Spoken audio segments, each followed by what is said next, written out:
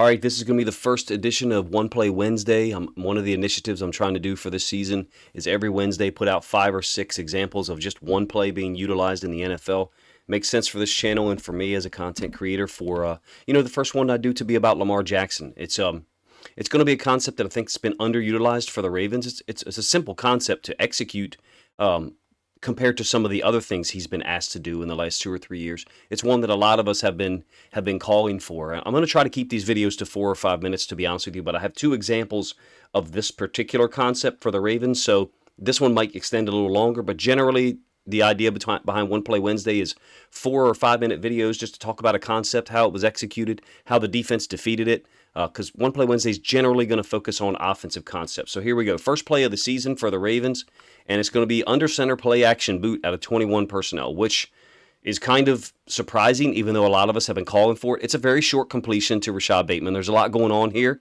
I offer to you that they need to do some actual run plays down here to this side, especially, with the receiver lineup this tight. I think he's got to crack some of these just to make the defense aware that it's possible for us to run the ball down here. So 22 personnel under center was like 100% run. Maybe not 100%. It was like 95. and 21 personnel under center with one back was play action boot 2 times out of 2. So it's kind of predictable in terms of where the running backs are lined up. And when you get the end zone angle, you'll see this. It'll make sense to you. You got 21 personnel, all right?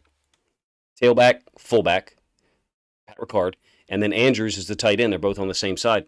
Well, we don't have a fullback in the backfield to block on this like stretch look. So we've got to run some run concepts to this side. Figure out a way to block it, whatever we want to do. You do see Linderbaum getting pushed back a little bit, which might impact Bateman's path. But, Linderbaum's still doing a good job. Off on the right side, you've got Ricard, who appears to be trying to hook this DN. I don't think Ricard's step was great on the snap.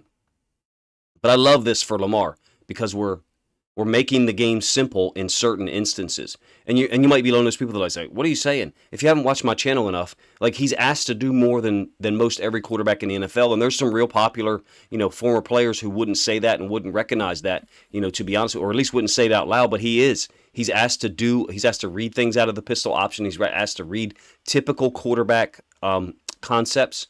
He's asked to do read concepts out of A gun, what I call A gun and B gun, so the running back to one side or the other. All right, later on in the game, I think this is their 4th possession, 1:53 left in the first quarter. And again, play action boot to the right.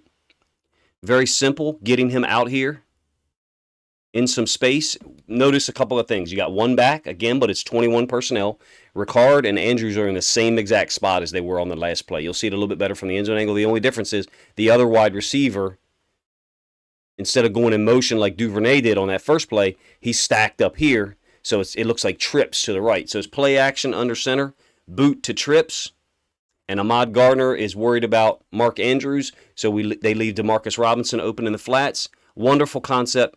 Quick, simple, easy way to get the ball out to some of your athletes and take some of the onus off Lamar in terms of, now granted he's not in the pistol right now, but if his feet were here and his back was a little further back in the pistol, and let's say we're running pistol read option to the side, takes the onus off of Lamar to read this D end, 6, 8, 10 times a game. I think we ran pistol option 3 times in the game. It might have been 2, but you can see same concept. All the line working to the left, Ricard taking care of the front side D end. This time Bateman is running like a slow over route from the left-hand side. You're going to see him come in off screen here, not really getting it to me. I'm not sure if maybe he's just looking to sit this thing down and be a late option for Lamar, and that's why he's really timing this up.